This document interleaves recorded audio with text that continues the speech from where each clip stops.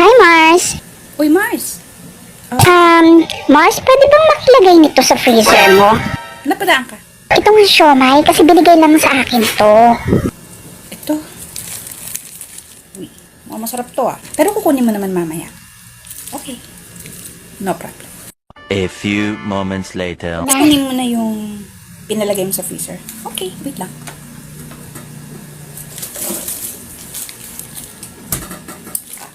Eto na.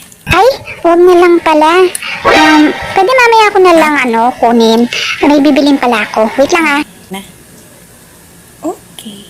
Sige, kunin mo na lang ulit mamaya. Pwedeng pakilagay naman itong chicken, ha? Kasi, mga baon ito ng mga bata po. Palagay ulit. Nag-defrost kasi ako ng ref. So, hindi pa pwedeng lagyan. Lahat nga ng laman tinanggal ko na eh. Ganun ba? Oo. Sige. Hi, Mars! Ikaw uli, bumalik ka na naman. Yes, bumalik ka.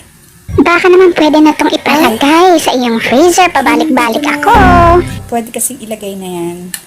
Dahil gumawa kasi ng yelo yung asawa ko, kaya puno na yung freezer. Ha? Puno na? Sabi ko sa'yo, ilalagay ko to.